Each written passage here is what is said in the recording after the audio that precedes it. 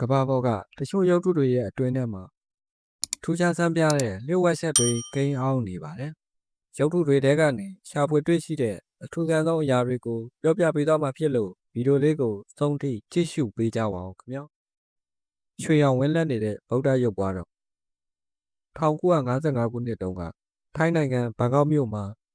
10 ပေလောက်မြင့်ပြီးအလွန်လေးလံတဲ့ရှုံးဗုဒ္ဓရုပ်ပွားတော်တစ်စုကိုရွှေ့ပြောင်းဖို့ကြိုးစားခဲ့ကြပါတယ်။ရုပ်တရက်ကျိုးပြက်ပြီးရုပ်ထုကကွန်ကရစ်ကျမ်းပြင်ပေါ်ပြုတ်ကျသွားပါတယ်။အလုသမားတွေတွားကြည့်တဲ့အခါရုပ်ထုရဲ့အပေါ်ရန်ရွှေသားတွေကွာကျသွားပြီးအထက်ကနေရွှေရောင်လင်းတက်ထွက်နေတာကိုတွေ့လိုက်ရပါတယ်။ရွှွန်တွေကိုဖယ်ရှားလိုက်တဲ့အခါမှာတော့အထက်မှာရွှေစစ်နဲ့ပြုတ်လောက်ထားတဲ့ဗုဒ္ဓရုပ်ပွားတော်တစ်စုကိန်းဝတ်နေတာကိုအံ့ဩဖွယ်တွေ့ရှိခဲ့ရပါတယ်။1960ခုနှစ်များအတွင်းမြန်မာဘုရင်များရဲ့ရန်ကနေကာကွယ်ဖို့အတွက်ထိုင်းဘုန်းတော်ကြီးတွေကရုပ်ပွားတော်ကိုရွှွန်တွေနဲ့ဖုံးအုပ်ထားခဲ့တာလို့ယုံကြည်ရပါတယ်။ဒီနေ့ခေတ်မှာတော့ဗုဒ္ဓရုပ်ပွားတော်ဟာတန်ဖိုးမဖြတ်နိုင်တဲ့အမွေအနှစ်တစ်ခုဖြစ်နေပါပြီခင်ဗျာ။ရုပ်ထုတွေကအယိုးစုဖိတ်လန့်စရာကောင်းတာကတော့နှစ်ပေါင်း1000သက်တမ်းရှိတဲ့တရုတ်ကြေးရုပ်ထုတစ်ခုပဲဖြစ်ပါတယ်။နယ်သာလန်နိုင်ငံကပြတိုက်တစ်ခုမှာရောက်ရှိနေတဲ့ဒီရုပ်ထုကိုCT scan ဖတ်ကြည့်လိုက်တဲ့အခါအတွင်းထဲမှာအယိုးစုတစ်ခုရှိနေတာကိုတွေ့လိုက်ရပါတယ်။ဒါ17ရာစုကယူကွမ်လို့ခေါ်တဲ့ဗုဒ္ဓဘာသာဘုန်းတော်ကြီးတစ်ပါးရဲ့မမ်မီရုပ်အလောင်းဖြစ်ပါတယ်။ဒါဟာရက်စက်တဲ့ပြစ်ဒဏ်ပေးမှုမဟုတ်ဘဲ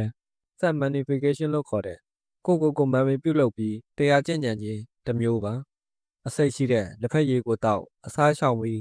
ခန္ဓာကိုယ်မပုတ်မတိုးအောင်စီမံကမြေအောက်ခန်းထဲမှာ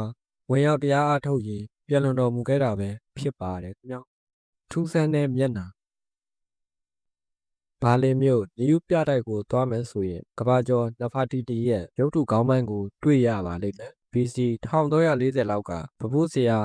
တက်မို့ထုလုပ်ခဲ့တယ်လို့ယုံကြည်ရတဲ့ဒီလက်ရာဟာအီဂျစ်ဖာရိုဘီ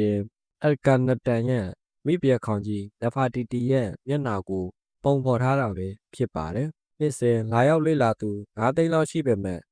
ဒီရုပ်ထုမျက်နှာပြင်အောက်မှာဘာရှိလဲဆိုတာကိုတော့သိတဲ့သူခက်ရှာပါ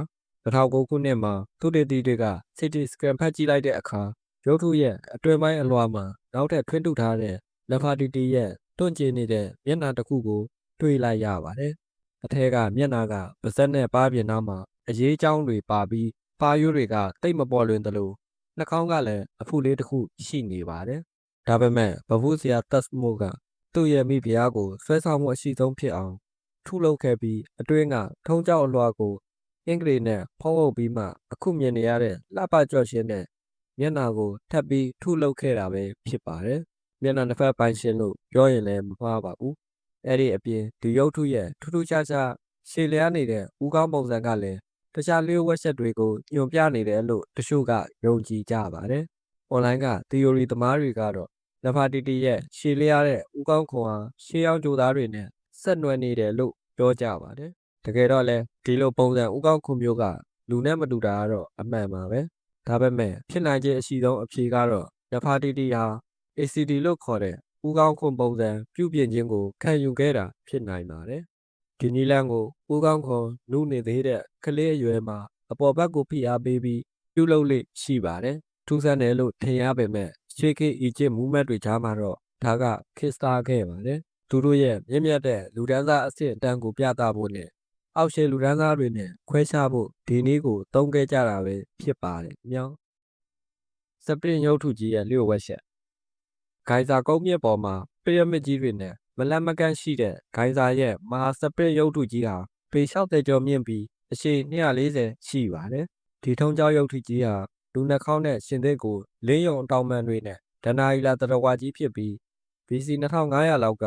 တိဆောက်ခဲ့တာပဲဖြစ်ပါတယ်။တရအဖြစ်နှစ်ပေါင်း4500ကျော်ရှိနေပါပြီ။အီဂျစ်ပညာရှင်မန်နူးစီဇာတက်ကတော့သူ့ရဲ့အောက်ခြေမှာဘာတွေရှိမလဲဆိုတာသိရအောင် seismic technology လို့ခေါ်တဲ့နည်းပညာနဲ့စမ်းသပ်ကြည့်ခဲ့ပါတယ်။ဒီနည်းကရုပ်ထုတဲကိုမြေအောက်လှိုင်းတွေလွတ်ပြီးအထဲမှာလှိုင်းတွေဘယ်လိုသွားလဲဆိုတာကိုတိုင်းတာတာပါ။ဒီနည်းနဲ့စပရစ်ရုပ်ထုရဲ့အတွင်းပိုင်း 3D ပုံရိပ်ကိုဖန်တီးခဲ့ပါတယ်။မြုံနိုင်စရာကောင်းတာကရုပ်ထုရဲ့ရှေ့လက်သေးတွေအောက်15ပေလောက်အကွာမှာ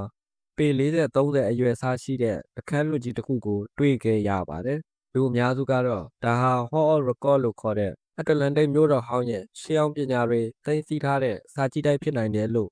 ယူဆကြပါတယ်။ဒါကနည်းနည်းစိတ်ကူးရင်ဆန်တယ်လို့ထင်ရပေမဲ့စပင်းရုပ်ထုကြီးမှာတခြားလျှို့ဝှက်ချက်တွေရှိနိုင်တဲ့အပေါက်ငယ်လေးတွေလည်းရှိပါသေးတယ်။ရုပ်ထုရဲ့ဥကောင်းထိပ်မှာတွေ့ရတဲ့အပေါက်တစ်ခုပါ။ဒါပေမဲ့ဒါကလျှို့ဝှက်ဝင်ပေါက်တော့မဟုတ်ပါဘူး။ရှေးအောင်အီဂျစ်မှတ်တမ်းတွေအရစပင်းရုပ်ထုဟာအရင်ကတရဖူစောင်းထားမှုပုံရပါတယ်။ဒါကြောင့်ဒီအပေါက်ကတရဖူတက်ဆင်ဖို့လောက်ထားတာဖြစ်နိုင်ပါတယ်။နောက်ထပ်ဝင်ပေါက်ဖြစ်နိုင်တာကတော့ညာဘက်နှစ်ရွက်အောက်ကအပေါက်ပါ။တကားပေါင်းနဲ့တော်လေးတူပေမဲ့စပင်းရုပ်ထုထဲဝင်ဖို့နေရာရွေးမယ်ဆိုရင်ဒါကတိတ်တော့အဆင်မပြေပါဘူးခင်ဗျာ။သွားများရှာဖွေတွေ့ရှိခြင်း2024ခုနှစ်တုန်းကမက္ကဆီကိုနိုင်ငံLaw of Beach လို့ခေါ်တဲ့ခရစ်တော်ရုပ်ထုတစ်ခုကိုပြန်လည်ပြုပြင်မွမ်းမံခဲ့ပါတယ်။17ရာစုကရုပ်ထုဆိုတော့ညီကက်ကြီးရတာနည်းနည်းတော့လန့်စရာကောင်းပါတယ်။ဒါပေမဲ့ပြုပြင်ရေးသမားတွေဟာရုပ်ထုထဲမှာပိုပြီးကြောက်စရာကောင်းတဲ့အရာတစ်ခုကိုတွေ့ခဲ့ရပါတယ်။ပြုပြင်မှုရဲ့တစ်စိတ်တစ်ပိုင်းအနေနဲ့ဓာတ်မှန်ရကြည့်တဲ့အခါခရစ်တော်ရဲ့ဦးခေါင်းထဲမှာ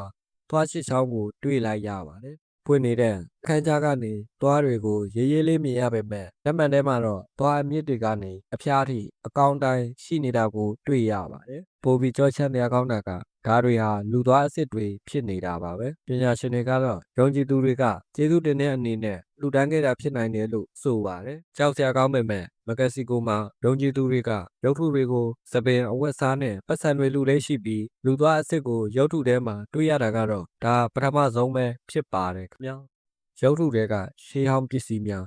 စပိန်ကနေမိုင်ပေါင်း9500လောက်ဝေးတဲ့ဂျပန်နိုင်ငံတောင်ပိုင်းကဟိုက်ကယ်ဂျီဖျားเจ้าမှာလည်း14ရာစုကထုလုပ်ထားတဲ့ရန်တော်2ပေခွဲလောက်ပဲရှိတဲ့ရုပ်ထုငယ်လေးတစ်စုရှိပါတယ်။တင်းငယ်ပေမဲ့ဒီရုပ်ထုထဲမှာလျှို့ဝှက်ချက်ပေါင်း180လောက်ရှိနေပါတယ်။2020ခုနှစ်မှာ CT scan ဖတ်ကြည့်လိုက်တဲ့အခါရုပ်ထုအတွင်းပိုင်းအခေါင်းပေါက်ထဲမှာရှေးဟောင်းပစ္စည်း180လောက်ကြက်သိပ်ထည့်ထားတာကိုအံ့အားသင့်ပွဲတွေ့ရှိခဲ့ရပါတယ်။စာလိပ်တွေနဲ့ဓာတ်တော်မွေတော်တွေအများဆုံးပါဝင်ပြီးဒါဟာဖျားရှင်နဲ့ပိုပြီးနီးကပ်စွာတည်ရှိနိုင်ဖို့ရည်ရွယ်ပြီးထည့်သွင်းထားတာဖြစ်နိုင်ပါတယ်။မြောင်း